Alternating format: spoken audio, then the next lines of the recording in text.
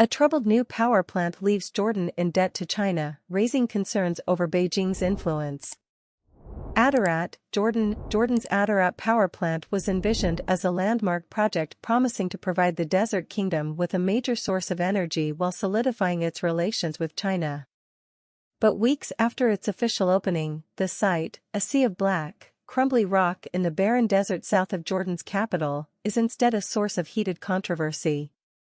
Deals surrounding the plant put Jordan on the hook for billions of dollars in debt to China, all for a plant that is no longer needed for its energy, because of other agreements made since the project's conception. The result is fueling tensions between China and Jordan and causing grief for the Jordanian government as it tries to contest the deal in an international legal battle. As Chinese influence grows in the Middle East and America withdraws, the $2.1 billion shale oil station has come to characterize China's wider model that has burdened many Asian and African states with crippling debt and served as a cautionary tale for the region. Attarat is a representation of what the Belt and Road Initiative was and has become, said Jesse Marks, a non-resident fellow at the Washington-based Stimson Center, referring to China's scheme to build global infrastructure and boost Beijing's political sway. Jordan evolves as an interesting case study not for China's success in the region but for how China engages in middle-income countries, he said. First conceived some 15 years ago as a way to fulfill national ambitions of energy independence, the Attarat shale oil plant is now causing anger in Jordan because of its enormous price tag.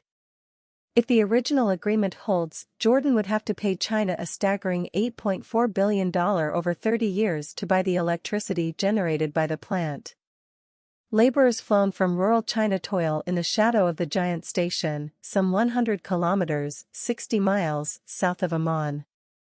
When Chongqing arrived in the Jordanian desert earlier this year from the Jilin province in China's northeast, fears were mounting in the workers' dormitories that the project could grind to a halt, leaving everyone in the lurch, the 36-year-old welder said.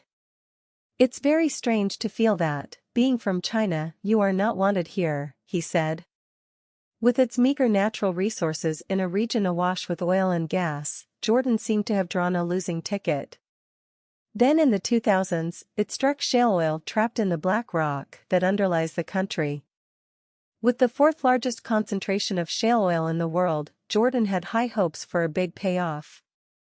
In 2012, the Jordanian Attarat Power Company proposed to the government to extract shale oil from the desert and build a plant using it to provide 15% of the country's electricity supply.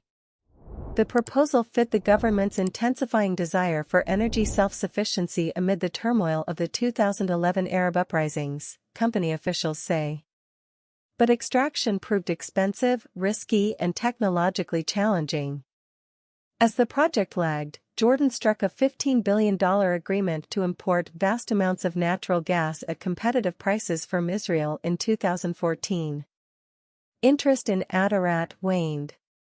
Attarat Power Company CEO Mohammed Maida said he pitched the project the world over, from the United States and Europe to Japan and South Korea. No one bit, he said. To Jordan's surprise, Chinese banks offered Jordan over $1.6 billion in loans to finance the plant in 2017. A Chinese state-owned firm, Guangdong Energy Group, bought a 45% stake in the Attarat Power Company, turning the white elephant into the largest private enterprise to come out of President Xi Jinping's Belt and Road Initiative outside China, according to the company. Guangdong Energy Group did not respond to requests for comment. The investment was part of China's wider push into an Arab world hungry for foreign investment, experts say. The money for large infrastructure projects came with few political strings attached. China doesn't bring with it the baggage of the United States in that we actually have some concern about democratic processes, transparency, corruption, said David Schenker, a former U.S. Assistant Secretary of State for Middle East Policy. For authoritarian states, there's some appeal in China. As talk grew of American unreliability, China turned to acquiring strategic assets in the Middle East, even in economically troubled states. It bought lots of Iraqi oil, tendered a port in northern Lebanon, and poured money into President Abdel Fattah el-Sisi's new capital in Egypt.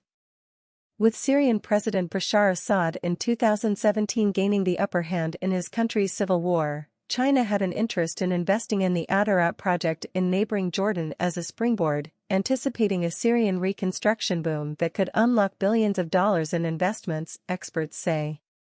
Under their 30-year power purchase deal, Jordan's state-run electricity company will have to buy electricity from the now effectively Chinese-led Attarat at an exorbitant rate that means the Jordanian government would lose $280 million annually, the Treasury estimated. To cover the payments, Jordan would have to raise electricity prices for consumers by 17%, energy experts said, a severe blow to an economy already saddled with debt and inflation. The extent of losses to China appalled the Jordanian government.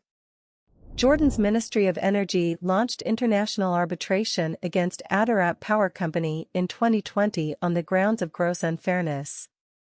When asked why Jordan had agreed to such a lopsided contract to begin with, Jordan's Ministry of Energy declined to comment, as did the National Electricity Company. As of June, hearings were being held at an arbitration tribunal of the Paris-based International Chamber of Commerce.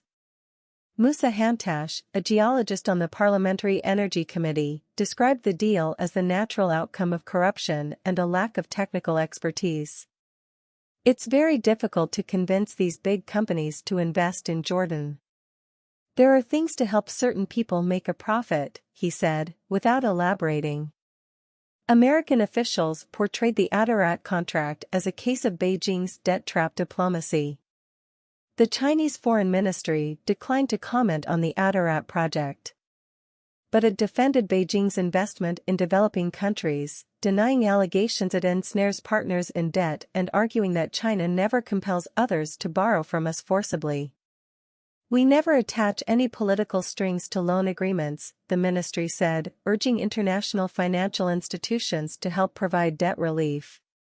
Attarat Power said it expects a decision in the case later this year. Rulings by the World Business Organization are legally binding and enforceable.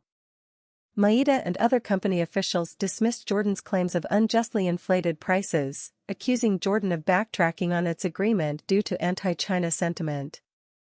Since the first of two power units went live last fall, the Jordanian government has paid only half its monthly dues, Maida said.